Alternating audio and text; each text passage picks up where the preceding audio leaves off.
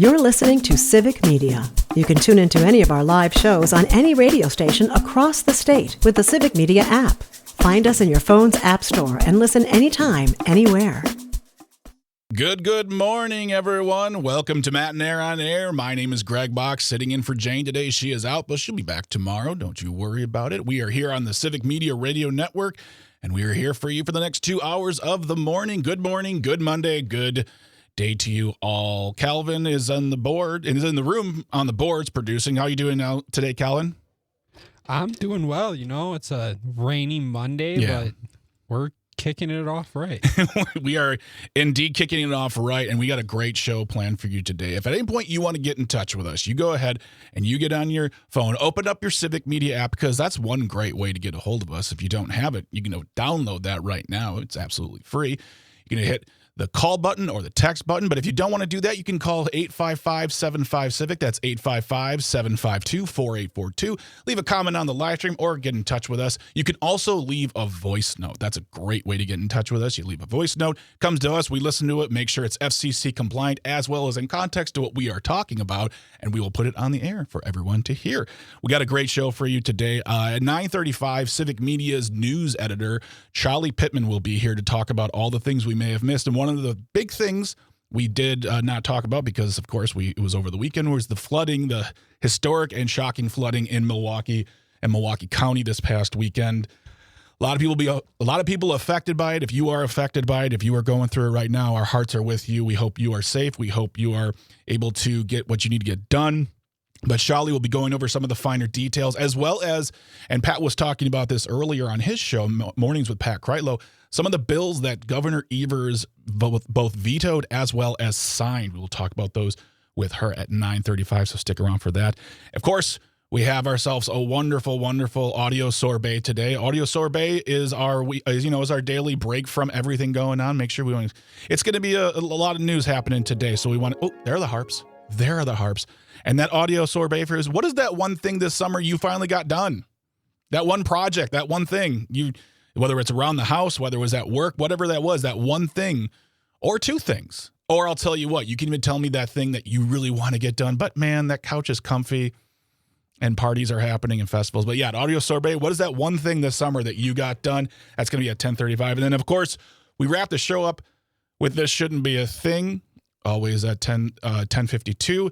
Today is the Smooth Move edition. This one provided by the very handsome and capable Luke Mathers. And I had to do 2 Google searches to make sure it's true. And it is true, and I am truly shocked by what the internet has told me. But you're going to have to find out more by staying close here at the show today for This Shouldn't Be a Thing in the second hour.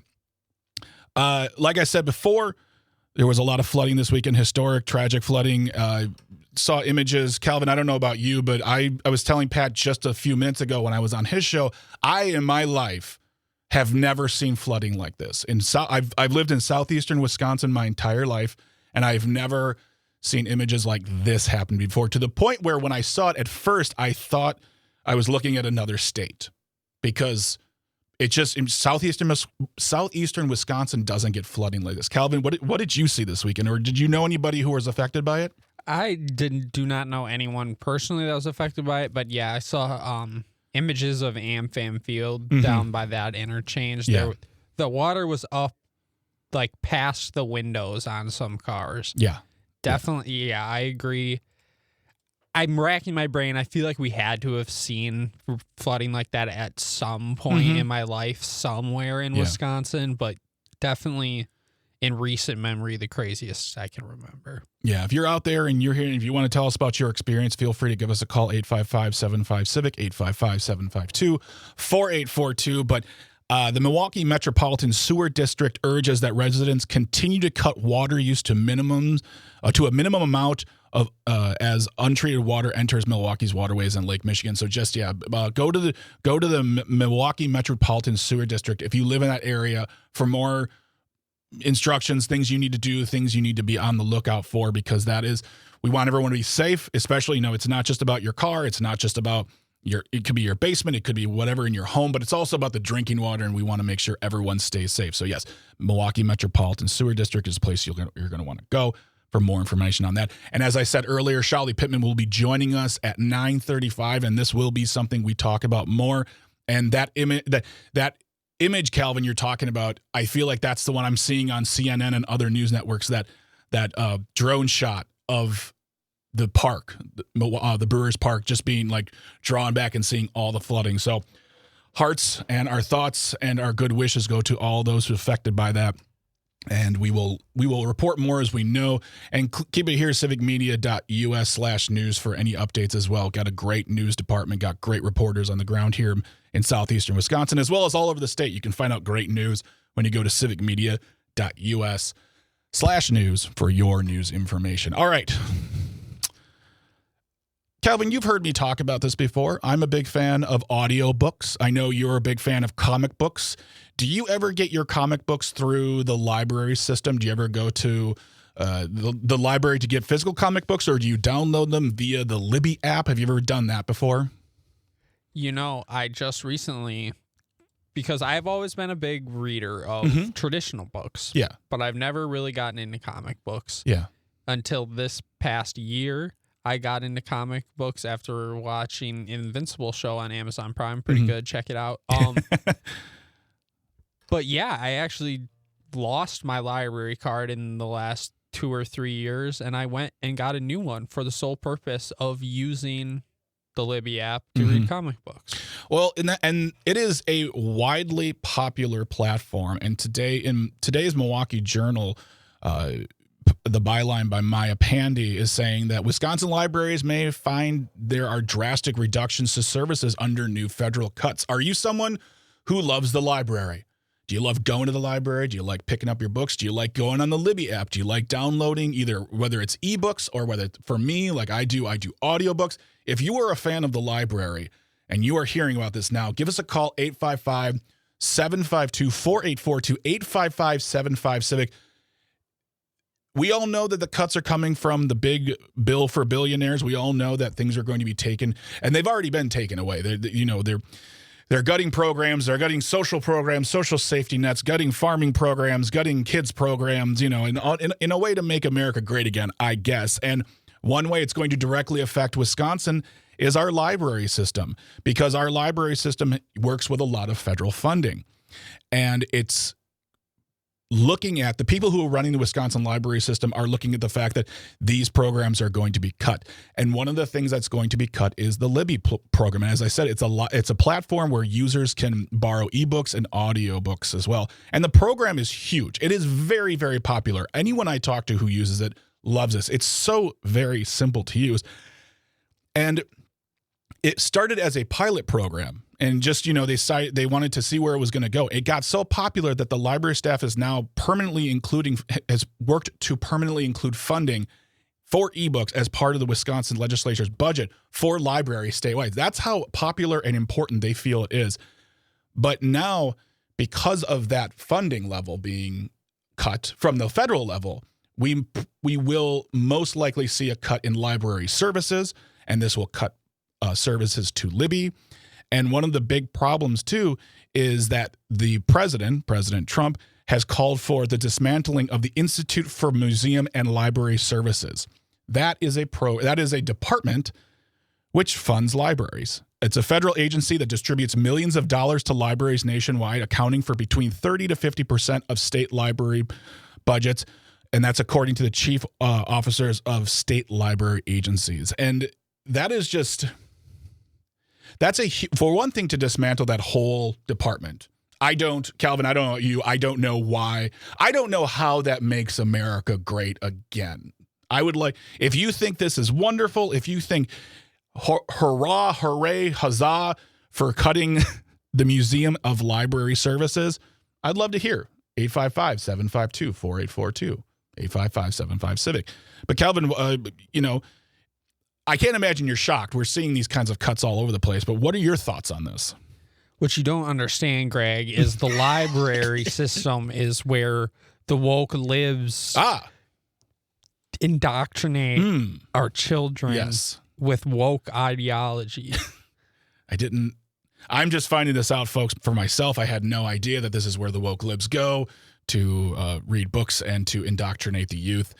In March, Trump ordered he issued an executive order that would shut down the IMLS. And fortunately, and thank you to Josh Kaul, and thank you to the support probably most likely from Governor Evers, I'm sure, Wisconsin was one of 20 states that sued to have this funding restored. And it has been restored. So for right now, we are good. A federal judge ordered that the administration reinstate the funding. This was passed in this past May. But we got to keep on these topics because in September, the Congress is going to discuss the shutting down of the IMLS in next month. And the Trump administration has made it very, very clear that he wants this dismantled. I don't think this is a good thing. I don't think defunding libraries is a positive thing. I don't believe it helps this country. I would really believe that most of you listening right now also agree with me.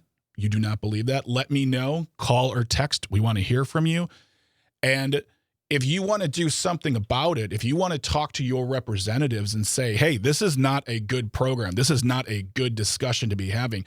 I take my kids to the library. I go to the library. We rely on Libby. We rely on that place. And it's not, Calvin, just books. They rent out other things. They rent out movies. They rent out tools. They rent out, they do classes. There is summer programming happening at libraries. If this is the beginning of cuts to our library system here in Wisconsin, it can start with Libby. Where is the next step? Where is the next thing they have to cut? Because it's not going to be about the Trump administration saying, we're going to cut these programs. It's because of the funding to these libraries. They will have to make the tough choices on what stays and what goes. But if you want to let your voice be heard, you're going to go to myvote.wi.gov. That is where you're going to put in your information. You are going to find out who represents you. And that is going to tell you from the president of the United States all the way down to, hey, if you still elect dog catcher, that'll be on your list as well. But you can call those individuals and tell them what you think about the possible defunding of our libraries here in Wisconsin. Tell them your stories. Tell them how this is going to affect you. Tell them what our, these great halls of learning do for you and your life and your family. myvote.wi.gov for more information. And as we've always said on this show, when you call them, you're going to be kind and you're going to be respectful because the person answering is not the person who casts the vote. It's an aide, an intern, and you want to make sure you're being respectful on these topics because then they listen to you, they'll take the information down, and the messages get to who they need to get to. So myvote.wi.gov is where you need to go. If you have stories about the library, if you want to talk to us about the library, we want to hear from you. Tony on the live stream says, I like our libraries. Kids love it. Exactly. It's a wonderful place to be. And we're going to take a short moment to grab some snacks, grab some water, because we got to stay hydrated. And after we come back, we're going to talk about Tony Evers standing up for those who want to get better, maybe get that solar energy in their life and keep their energy costs low because, once again, the government's coming to take that money. And Governor Evers says, no, don't go anywhere. We'll be right back. Stay close. You're listening to Matt and Aaron on the Civic Media Radio Network. Come back. You're listening to Civic Media. Stay up to date on the latest news and information for your local community and Wisconsin by signing up for our free email newsletter. Visit civicmedia.us/email to get started. Good morning. Welcome back to Matt and Aaron on Air. My name is Greg Buck. I will be your host this morning. Jane is out, but don't worry, she'll be back. She says hi. Hello. And we are here on the Civic Media Radio Network, and we have a great show for you this morning. Don't forget, after the 9:30 news, we will have Civic Media's news director, Shali Pittman, on the show. She will be talking about the floods happening in Milwaukee County, as well as the mighty, mighty pen of one, I think he's Anthony. Is he Anthony Evers? I don't know. I call him Anthony a lot. I knew that. But Tony Evers is vetoing as well as passing bills, and we're going to talk about the ones that he has passed as well as ones he has vetoed. So don't go anywhere. She comes up after 9:30 and the news. We were talking earlier before about the cuts because of the big bill for billionaire, also known as the big blob of a bill, also known as other things that I can't say on the radio. But his name is Anthony Stephen Evers. Oh, my God. His name is Anthony Stephen Evers. Calvin, That's a great name. I love that. My point is, we were talking about the libraries and how they're going to be affected by these cuts in the federal budget. And I asked folks here, what do libraries mean to you?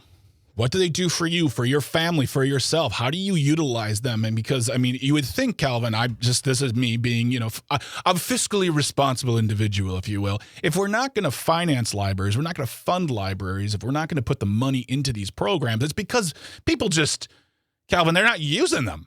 They're not using these libraries. They're just sitting there empty halls full of dusty books, where, as you put it, the woke libs come to indoctrinate the youth. Well, that actually isn't the case at all. And I know that because I've heard from some of you on the text line. Julie from Wausau, listening in Wausau. Wonderful. Thank you so much for reaching out. She says, I go to the library 2 or 3 days a week. I do genealogy there, presentations in the community room, order items for other counties, read newspapers and magazines, make copies, borrow books, use computers. Republicans are trying to dumb us down. And I don't disagree with that to a certain point, Julie. I believe that the silver bullet for a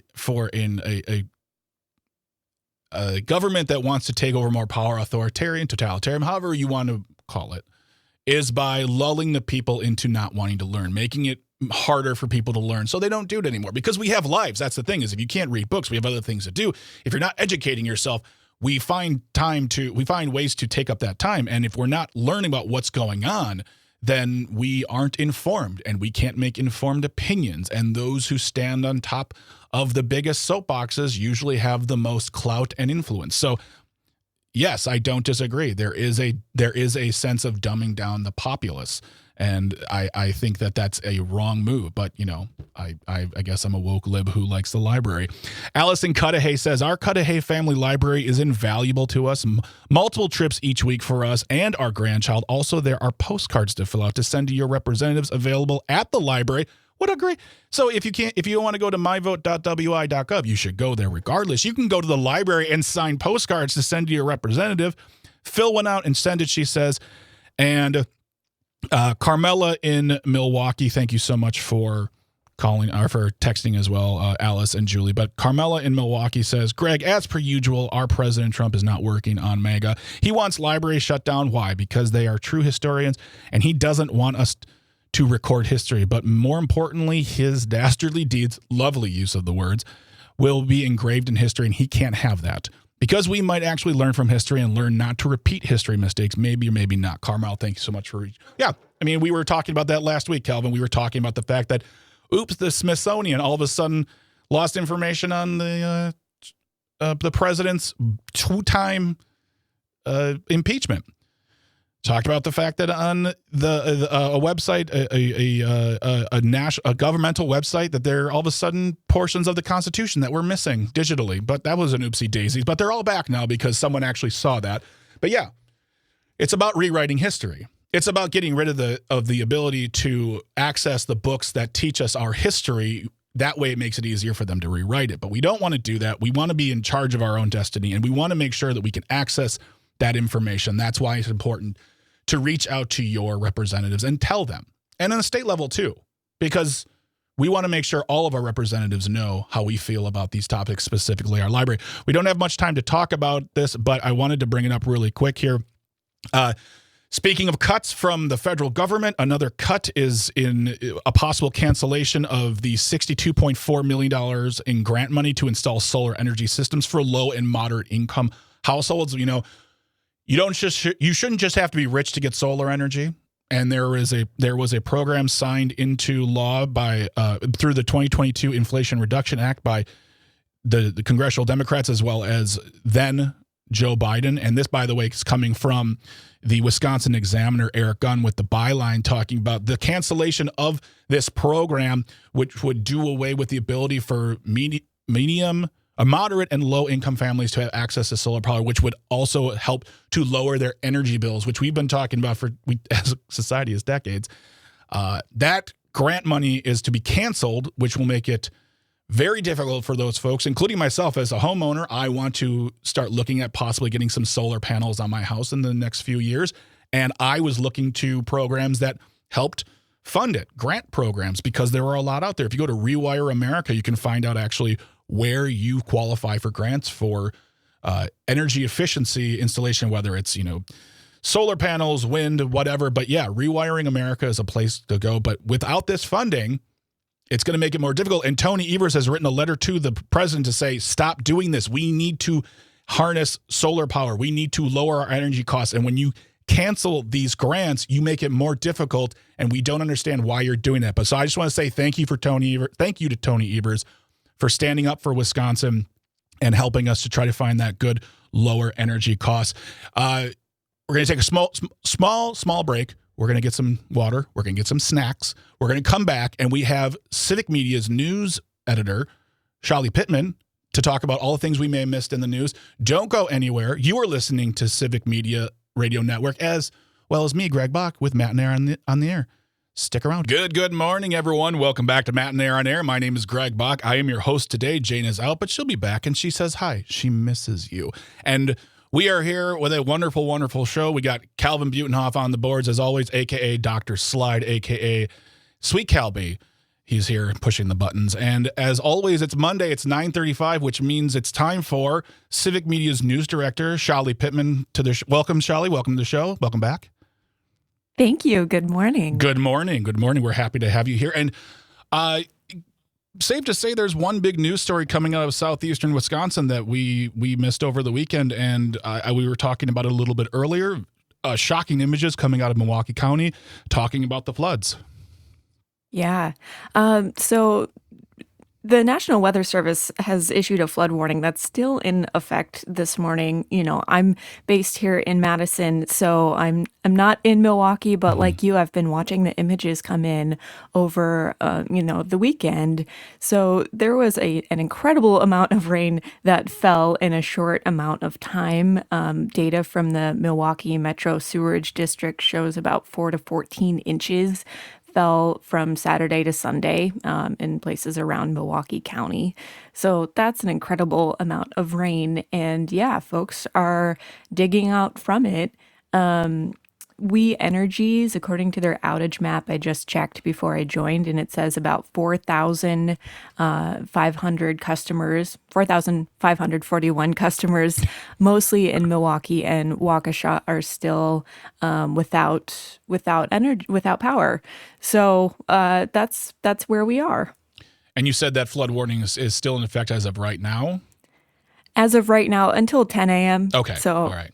I'm not sure how much is going to happen in the next 20 minutes, but they do that for a reason, and I'm not a meteorologist. So there we go.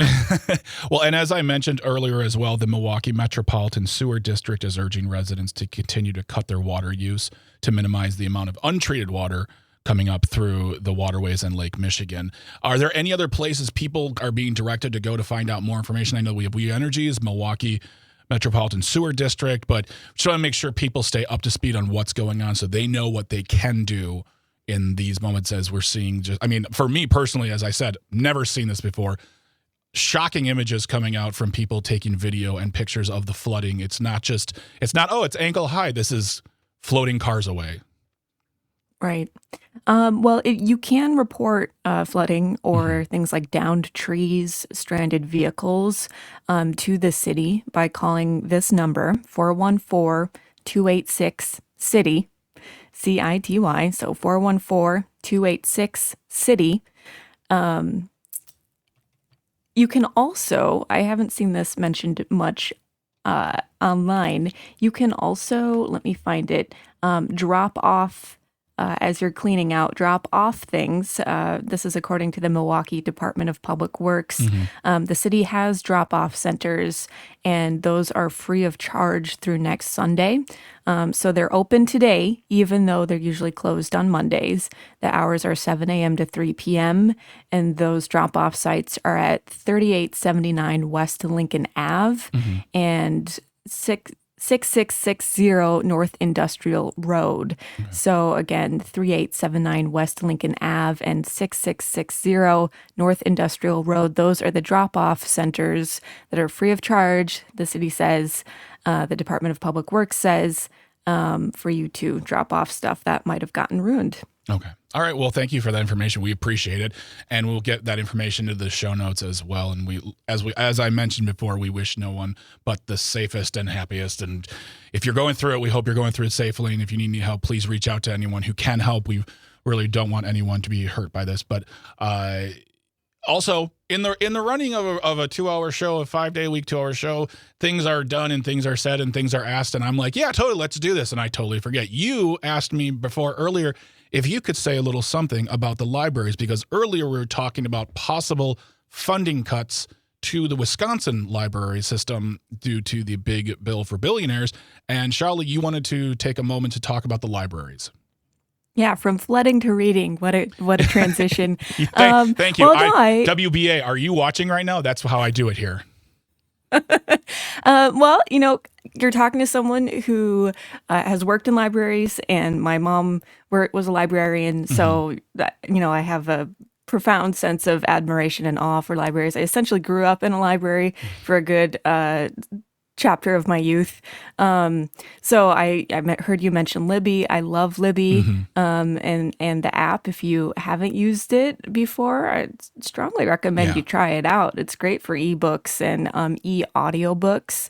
I do want to clarify that the cuts that are being proposed would not cut Libby because those are now secured at the state level. Okay. But the concept of Libby, how Libby came to be as sort of an experimental program first, that's what will be slashed under these cuts. So I don't know about you, but during nowadays, I'm finding myself learning a lot about different kind of agencies that I had never heard of before.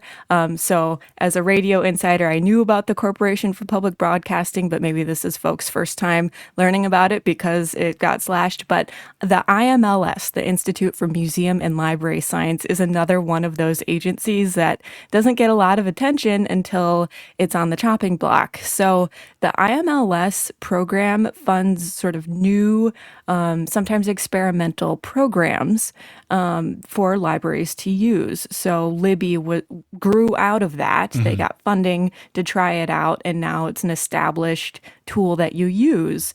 The IMLS also funds the statewide interlibrary loan program. So this is how rural libraries are most likely to be affected, is because this is what makes your interlibrary loan possible. Have you guys ever done an interlibrary loan? I have, yes. Yeah. Yes. And we heard about people last week were talking about it as well. Right. This is what allows you to get, but if you're in a small library, and I grew up in a sort of rural library, this is what allows you to get books from bigger institutions. And sometimes that might take a little bit. And I think I've only ever had like 2 requests not be able to be filled because I was asking for some really detailed out there stuff. Yeah. But eventually it comes. And so this is how rural libraries are affected. But the IMLS also gives out specific grant funding to different institutions. And keep in mind, it's for library science and for museums.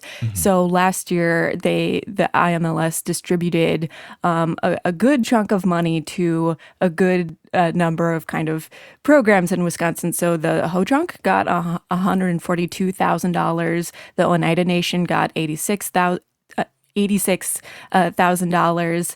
I have other numbers here. The Wisconsin Historical Society got $177,000. The Door County Historical Society got $20,000. But also, the more locally, we're in my neck of the woods, the Wisconsin Children's Museum, or the Madison Children's Museum here in Madison, got $250,000 last year to fund funds and programs.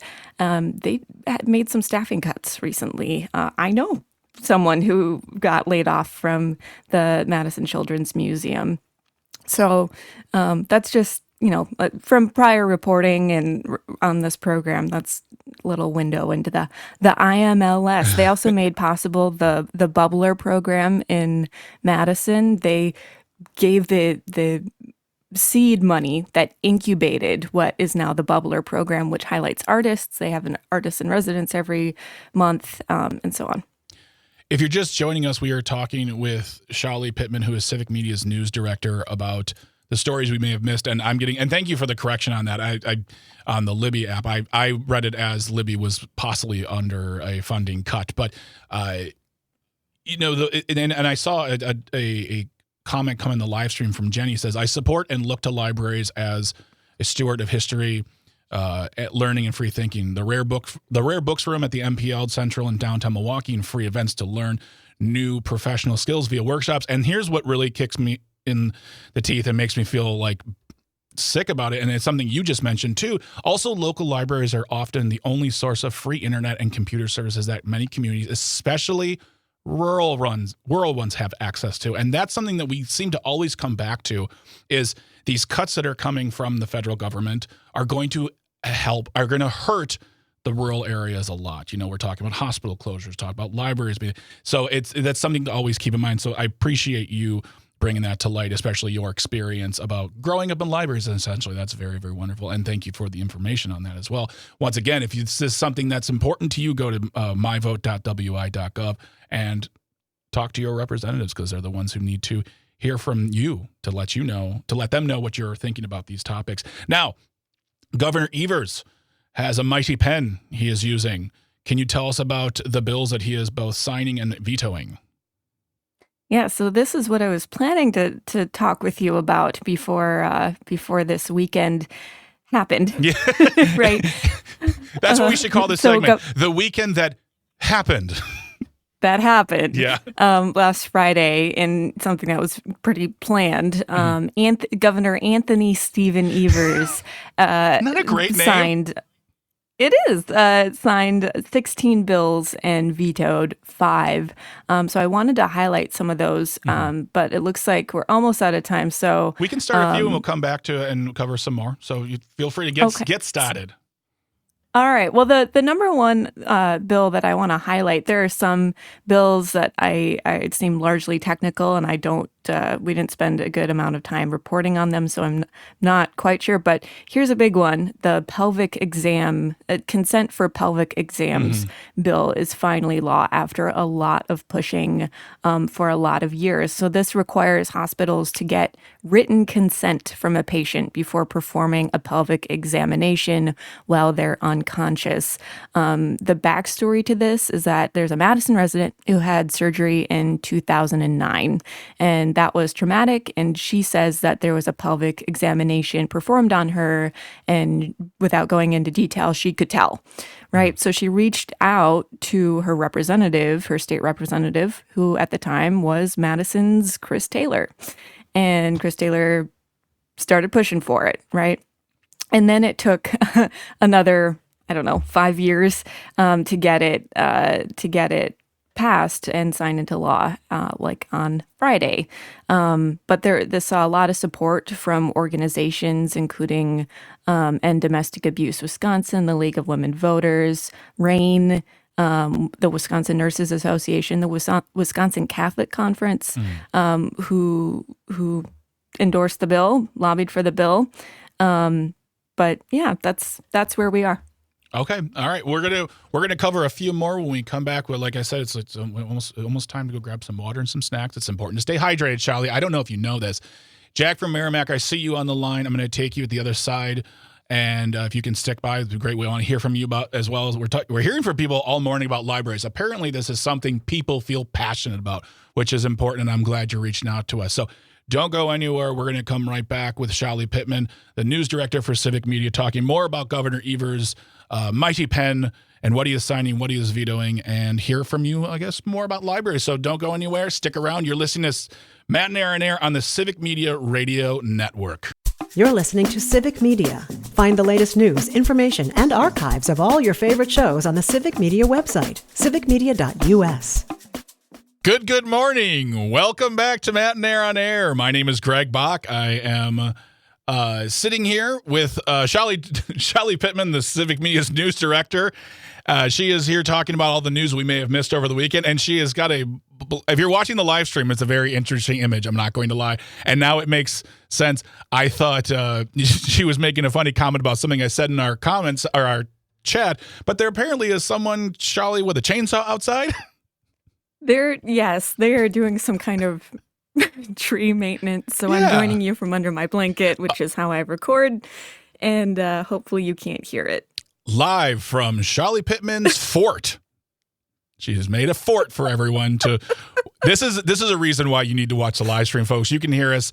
You can watch us on Facebook, on YouTube, and the place we still call Twitter, because in this house we call it Twitter. And yeah, you can watch the live stream here and you're listening to Matt and Aaron on Air on the Civic Media Radio Network, catching up with Charlie Pittman.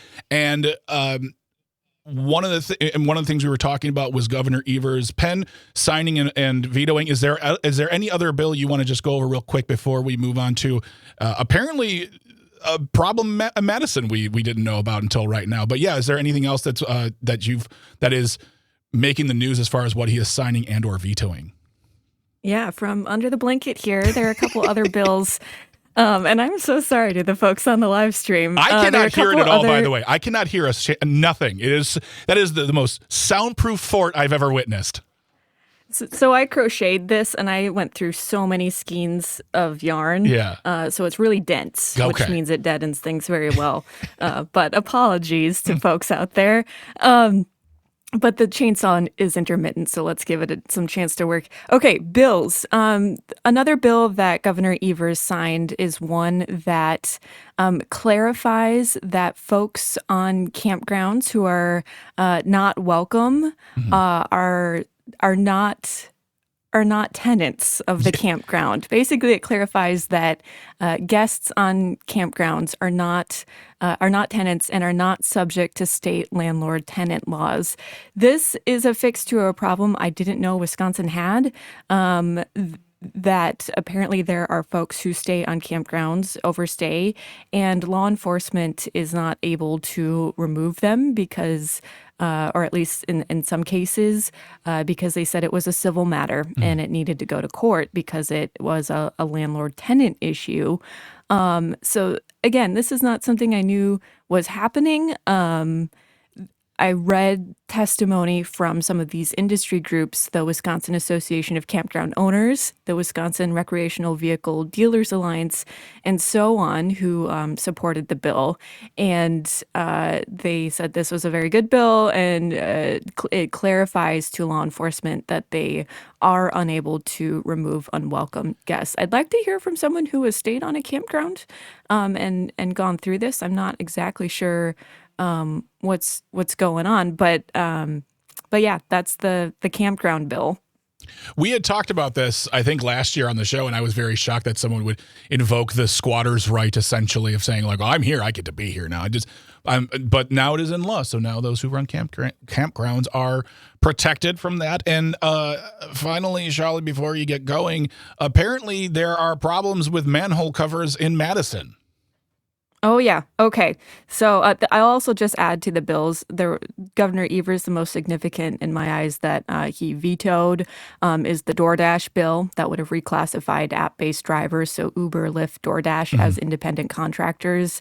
Under the bill, they could have gotten retirement accounts, health insurance, and occupational accident insurance, but they would have been excluded from unemployment insurance, workers' compensation, and minimum wage laws. So he vetoed it. He didn't say he objected to portable benefits. He did say he objected to redefining those workers as independent contractors. Gotcha. So, and we saw a huge marketing push from DoorDash and other app-based delivery services in seeking to get that passed. Okay, in Madison, our manhole covers blew off yesterday, at least one, but it might be multiple. Yesterday afternoon, while flooding in Milwaukee was happening, in Madison, we had our own kind of mini crisis where there was a blown manhole cover, and I saw the video of black smoke coming from underground. It appeared to be an electrical fire underground.